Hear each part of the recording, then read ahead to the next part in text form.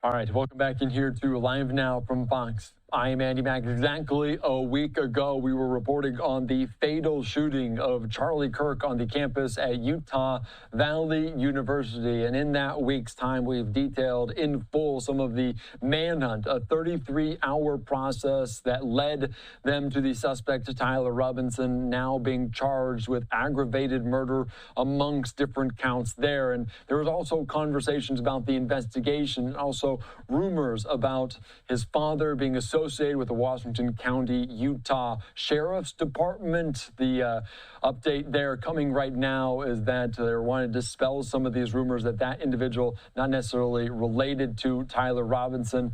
I want to put this up here from Michael Ruiz, Fox News Digital, saying that the sheriff of Washington County University, Nate Brooksby, is discussing how Charlie Kirk's suspected assassin, Tyler Robinson, came to his office to surrender. Let's take you out to this right now in full to give you a sense of what we heard as he clarifies some of these details and also showcases his understanding of how it all happened.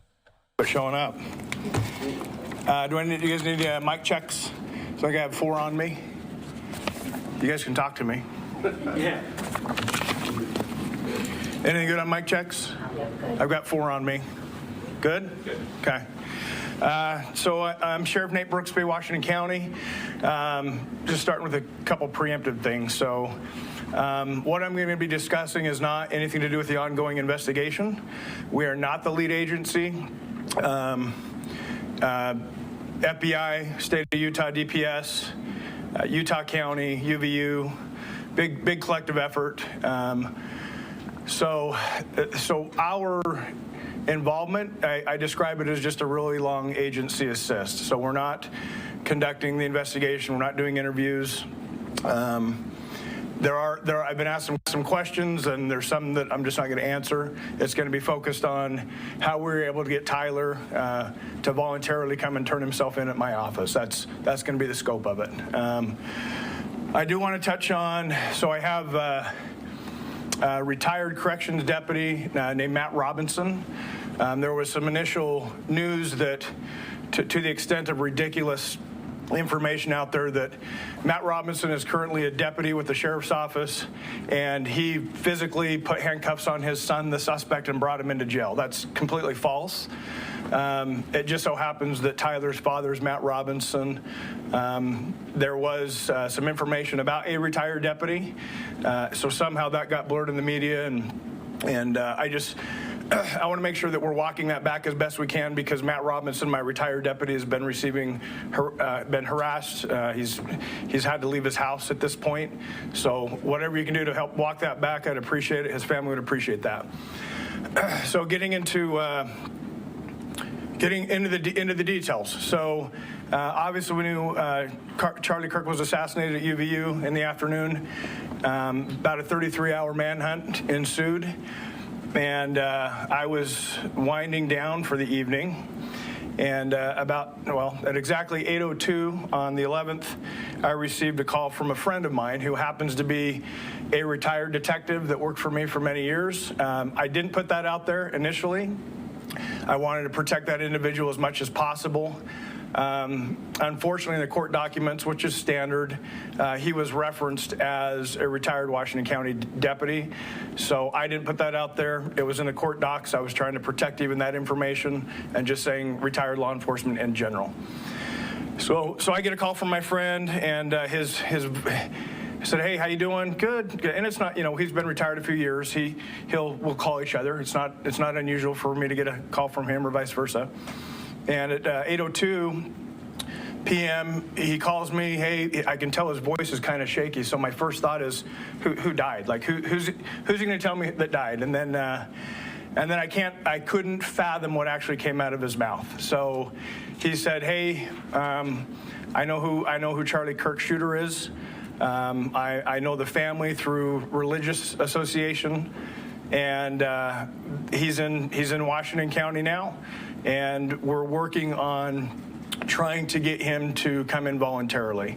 During that phone call, some information was provided about Tyler potentially having some suicidal ideations, was en route to a remote area of Washington County. The parents convinced him not to do that, and conveyed that they would stand by him and help him surrender peacefully. So at that point, that phone call was 1 minute and 41 seconds.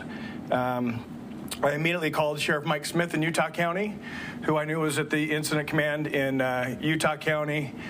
So for about 40 seconds, I'm telling Sheriff Smith, hey, I'm confident we have the shooter in Washington County. We're working on getting him to come in and surrender at my office. We didn't have him yet. And after about 40 seconds, Sheriff Smith's like, wait. What are you talking about? So he was shocked, as I was, to hear the news. And so I repeated myself. He said, how credible is it? I said, I trust this guy that called me with my life, and I think it's time you need to get your people, the lead investigators, headed to Washington County. Within the hour, my friend drove Tyler and his parents to my office, where he was greeted by plainclothes detectives. So that was part of the deal. Is Tyler knew it was just inevitable with all the law enforcement pressure that his picture in the news, the gun on the news. He knew it was inevitable that he would be caught. He was fearful of a SWAT team hit on his house, or he was fearful of being shot by law enforcement. So part of the negotiation and getting him to bring himself in was that we would treat it as delicate and as soft as possible to make him feel comfortable to where he would show up at my office, and that's exactly what happened. So since we weren't the lead agency, basically it was about a 2.5 hour waiting in a room, not communicating with the suspect. Our job was not to interview, our job was just to get him here. So after about 2.5 hours, we ended up getting federal agents and state agents in, and some of my detectives were asked to go out into the community and secure 2 locations, so the parents' home and the apartment that Tyler was living in, along with the vehicle that Tyler was likely driving up at UVU. So that's about it. Sheriff, how would you characterize that former law enforcement friend of yours as doing something good here? Yeah, outstanding. He deserves full credit. I think that a lot of it is just the community relations, right? So Tyler's family trusted this individual. They knew he was involved in law enforcement at some point, and enough community involvement there that they trusted that they could go to this individual and he could contact me directly, and that we could facilitate a peaceful, calm, relaxed surrender, put it that way, right? Make him comfortable for a couple hours, make sure he has water. No communication until the lead investigators arrived. So. Sheriff, you mentioned you got a call from a retired detective. What went through your mind in that moment when he told you what was about to happen? How did you negotiate with Tyler or his family? So what were your first impressions when? So shock, right? So like I said, I couldn't imagine the conversation that occurred in that 1 minute and 41 second conversation. But there was negotiation. There was some criteria that needed to be met for him to voluntarily come in, and I agreed to those terms. What did he ask for? Can I ask? He basically for a peaceful, gentle, comfortable transition for him to come out. Again, he knew he was going to get caught. He didn't want a big SWAT team hitting his parents' house or his apartment. He was truly fearful of being shot by law enforcement. So that the conditions were as relaxed and comfortable and almost to the point of inviting. And if at the end of the day we accomplish him surrendering peacefully on his own, I'm gonna make some concessions to make that happen. And what was his mood when you first saw him? I would describe it as quiet and somber. So not talkative, just no. Go ahead. There's been reports that his family friend was also potentially a youth pastor or connected through the church. Is that the same person? No church leadership, just an association through their religious. Was it somebody in the ward, LDS ward? Yeah, I would say that, but not in leadership. Unfortunately, the bishop of that ward has been drug into it because of some of the media reporting. But that's not accurate. That's not accurate. About the bishop. Yeah, the bishop wasn't involved in this. But you're not releasing the identity then of the family friend? No, absolutely not. If you can speak to it, did the sheriff's office have any interaction with Tyler Robinson in previous incidents? I've been asked that a few times, so it's well known, it's in the media. Tyler's apartment was in St. George city limits. The parents' home was in Washington city limits. So since the sheriff's office is primarily patrolling small rural communities, the unincorporated areas of the county. If there were any calls to the residents in St. George City, the highest probability that just St. George City would handle that, not the sheriff's office. So I don't have any data that would support that one way or the other. Thank you. Sheriff, have you interviewed his roommate, Robinson's roommate? No, we're not the lead investigators, so we wouldn't be doing that. Sheriff, how would you characterize the parents of what you knew that night? I don't know anything about them. Were they mentioned in the phone calls? No. Sheriff, how do you feel about the fact that this surrender happened as it was in the police office, at the police station? It kind of was peaceful, inviting, as you framed it, and not like a SWAT situation or a big operation that had happened in the neighborhood. Right. That made him comfortable enough. The conditions were satisfactory to him to where he ended up getting a ride with my friend to be dropped off here. We did have some initial discussion internally. So I run the county jail, and we have to think ahead. So what if Tyler ends up staying the night in our facility? What does that look like? Because of the circumstance, he was driven to Utah County that night, I'm going to say maybe about 2 in. So that took that weight off us on how we're going to keep him safe in our facility and talking about constant supervision and things like that. But that didn't occur. So. How did you feel about that? Having a surrender at the police office versus something else? Well, obviously it was a big deal. Not only national but international. You're seeing people mourning all over the world for Charlie Kirk, and to have that happen. I've had thoughts and heard comments about, this kind of stuff doesn't happen in Utah. Unfortunately, it did. But then to have the suspect be a Utah resident who literally went to the same high school I went to, we're like 30 years apart, but I went to the same high school. He happened to go to the same high school here in Washington County. So it's a double shock factor that one in Utah, and then the suspect happened to be homegrown Washington County boy. So. What time did he get here? It was just before 9 p.m. What did you do once he got here? Did you put him in handcuffs? No. Made sure he had water, made him comfortable sitting on a couch in an interview room, and just sat on him until the lead investigators came in. So his parents didn't say anything at all? No, not again. That was not our place to ask questions. It was just, we have you here. We're in a holding pattern until the lead investigators get here. So that wouldn't be in our wheelhouse. We wouldn't even have attempted to interview any of them. Sheriff, can you provide some more details about this detective, a friend of yours, a retired detective? Was he a member of your homicide unit, violent crime? He was a detective. He was for many years. He was a detective. So in our agency, our detectives, like some cities, you have detectives just working homicides or just working sex offenses. Ours is all encompassing whatever case comes next, and you have the smaller caseload. You're going to get whatever case that is. How long has he been out of the force? About 3 years. How grateful are you the fact that this ended the way it did and not in a violent outcome? Oh, very, very, very much. Like I said, concessions were made to make that happen. So if, again, peaceful surrender, make him comfortable. He's accused of a horrific crime. So it's kind of odd to be in that, again, accused of a horrific crime, but then we are treating him very civilly, very humanely, and that's just part of the job. We do that on a regular basis. Try to make people comfortable so they're relaxed and not bombard them with negativity or hammer fist or stormtrooper type approach. We wouldn't do that.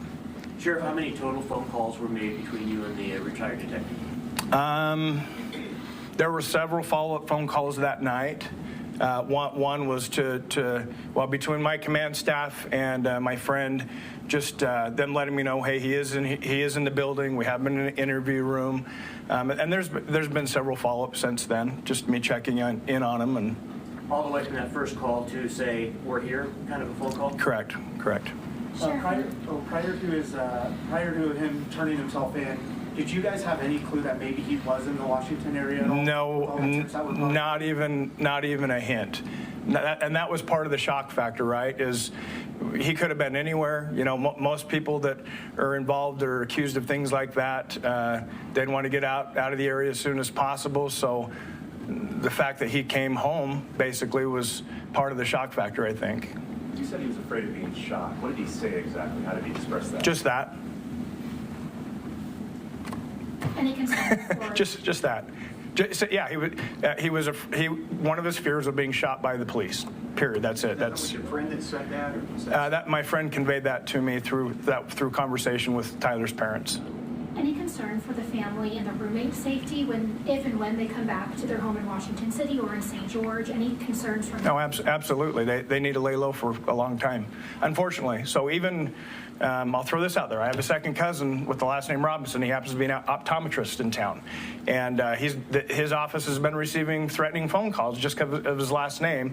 So to put somebody in that kind of burdensome situation when they had nothing to do with it, no relation to the family, just think about how the actual individuals involved in this incident are feeling right now.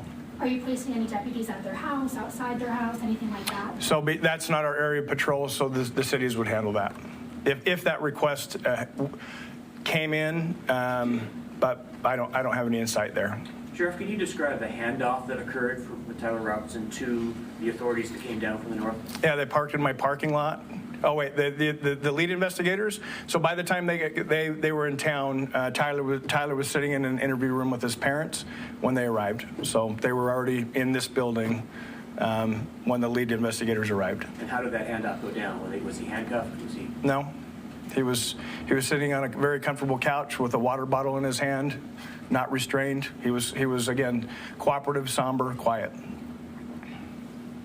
Sheriff, since then, what has this whole ordeal been like for your county and your office? I've all of a sudden received a lot of media requests.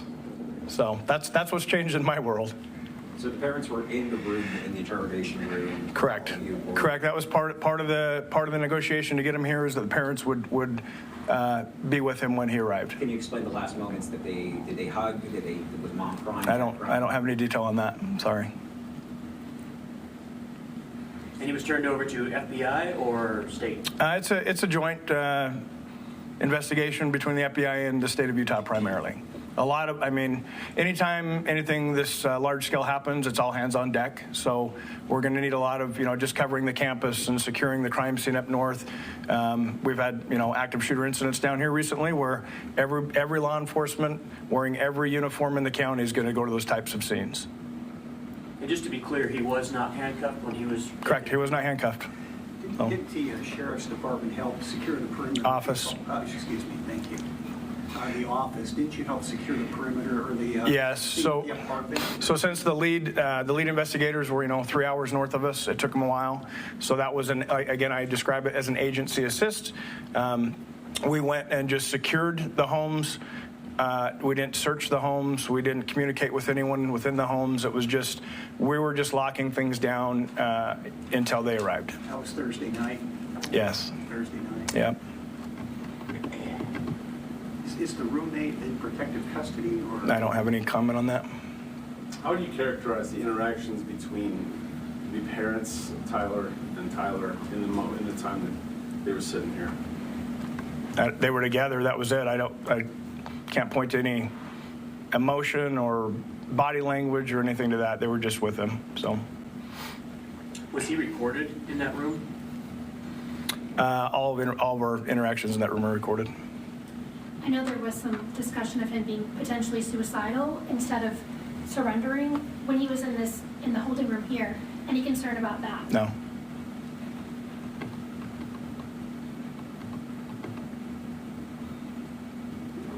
Okay, we can sit here and stare at each other all day, or we can be done.